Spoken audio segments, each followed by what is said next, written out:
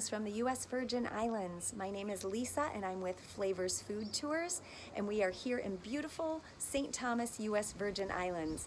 I'm on the north side of the island overlooking beautiful Megan's Bay, and Megan's Bay has been ranked one of the top 10 beaches in the world.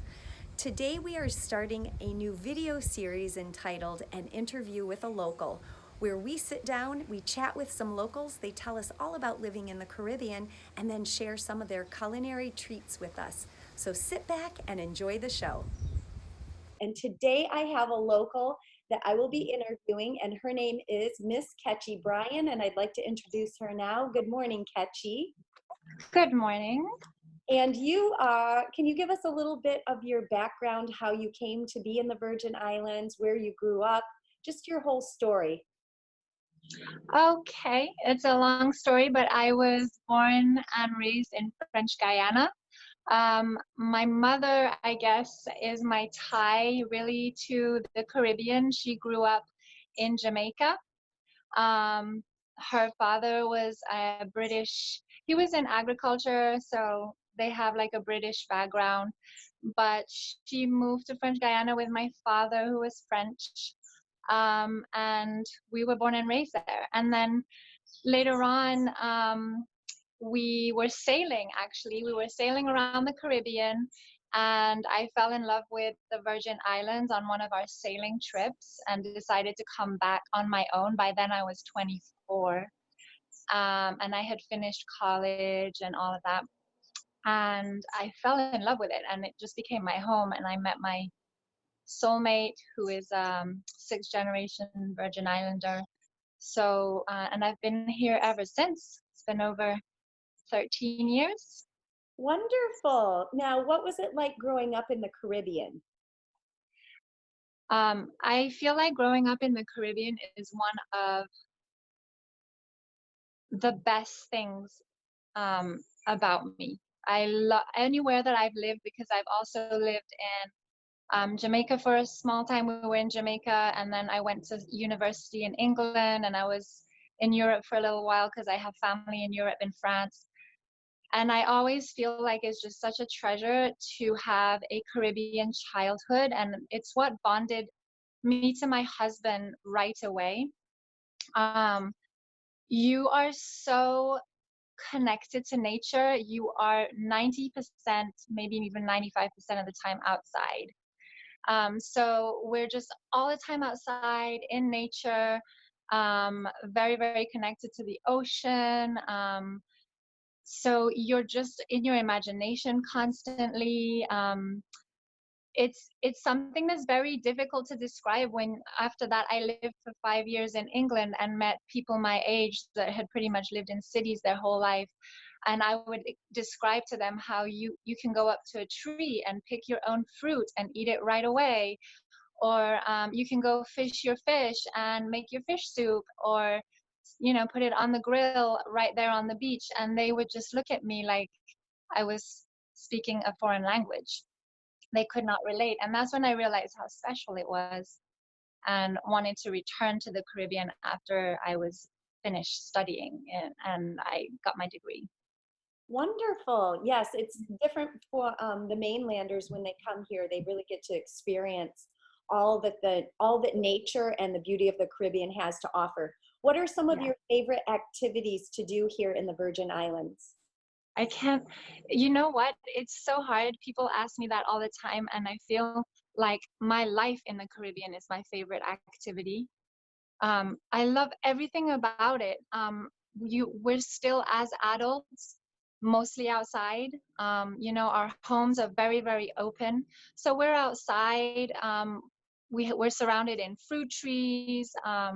We're surrounded in views like this. You can be in 5 seconds at a beach. So anything ocean related, swimming, snorkeling, fishing. One of my favorite things, though, that I got introduced to when I moved here through my husband and his family is camping. And we'll go camp on the beach in Haslalik, and oh, it's just dreamy. It's like being in another world. You're disconnected from everything. The children are you know, it's just amazing. It's such amazing family time or even friends time. You light a fire, you throw your fish on there that you got that day. I can't describe it. You know, there's no electronics. It's amazing. So, what are some of your favorite Caribbean foods that you like to either cook or eat? Okay. Again, I eat everything. I love Caribbean food. It has so much flavor and it's so fresh just for that same reason because you can go outside and get your ingredients, or you can go fishing and get your fish. You know, we grow a lot of our vegetables here. So I just love the flavor here. But one of my favorite, there's a couple, actually, I have a list of favorites, but my father-in-law makes an amazing fish soup. And usually what, you know, we can go get the fish, and then he'll just make this amazing fish soup, and it has green plantain in there and fungi, which, you know, not a lot of people know about. Um, that's corn based. And then you just squeeze like fresh lime in there. It's the most delicious and so healthy.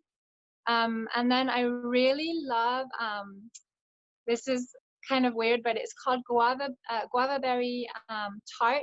It's usually eaten around Christmas because the guava berry tree bears. It's like a Christmas fruit. And we made this year, actually, last year for Christmas, we made guava berry tarts with my mother-in-law and included my daughter who's 9. Oh my gosh, it's so delicious. It's a flavor no one can, you can't compare it to anything unless you just taste that berry. I love pate. I love what's one of my, I wrote it down. Oh, and of course Johnny cake. Everybody knows about Johnny cake. Not healthy, but so ridiculously delicious. I love anything to do with the fruit here. You know, we have all kinds of fruit, and I guess my favorite would be the soursop and the soursop smoothie. So, Ketchi, you said soursop. So, explain what a soursop is. Video is kind of like a big fruit. It grows on a small tree. Um, the amazing thing about soursops actually is that you can also use the leaves of the tree, and you can make really good tea, and I think you can use it also in cooking more. But the soursop fruit is known to be a superfruit today. They're actually even studying it in terms of slowing down cancer, and it really like helps with like cell health. The inside of it is just a white, creamy flesh. Um, all of it is like good to eat. You just have to get the big seeds out. There's like some big seeds, but so you can eat it just as a fruit. You don't have to blend it and eat it as a smoothie. It's really good just with a spoon. It's like custard. And what would you say the flavor tastes similar to? Maybe like a healthy tasting custard. It's hard to Interesting. explain. Yeah, because it's creamy. The texture is custardy. It's sweet. It's mild. It's not like tangy, or, you know, it's like a nice, sweet, creamy taste. Oh, and you're going to show us how to make one today, aren't you? Yeah. Okay, so I've got a soursop. This one is ripe. I've sliced it in half. This is just to show you what a soursop looks like when it's not quite ripe. We picked this one off the tree. It was ready to be picked, and now we're just gonna leave it out for a couple days until it softens and ripens. And some yummy coconut milk. I love to get the unsweetened and also organic. A blender, a couple bowls, and then your containers, your glasses, so that you can pour yourself that delicious juice, super fresh, right from the blender, which is the best. You're gonna need it to be quite soft. Let me show you this. That's how soft it is. You're gonna slice it in half, and you're gonna notice some black seeds. They're really big and black against the white, soft, kind of creamy flesh. And we're gonna need to take all of those out. So you're gonna be using your hands, clean hands. And then also this kind of core part here, I like to take that out as well. And that's why I've got a couple bowls. I'm gonna actually put my seeds and stuff that I don't want in this small bowl, and then put the creamy kind of flesh in my bigger bowl. Right guys, here's the soursop in the blender with the coconut milk. The quantity of coconut milk, the amount that you put in, is up to you. It really just depends on your preference. I recommend blending for as long as it takes to get all the chunks out though, so that can take a couple minutes. I added some ice. You can add the ice directly to the blender if you want your ice crushed into the smoothie, or you can just add your ice cubes to your glass.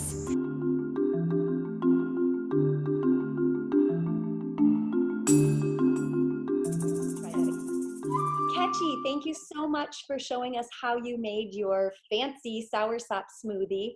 And anything else you want to say to everyone? I just hope that everybody enjoys it as much as we do. And it's just so guilt-free. It's so full of all the goodness. And so easy. That's the thing. It's easy. Anybody can do it. You can even teach your kids to do it. They love getting their hands in my daughter loves taking the seeds out. That's her job. And, it's a texture thing. So just involve the family and drink it right away. It's the best when you drink it right away out of the blender.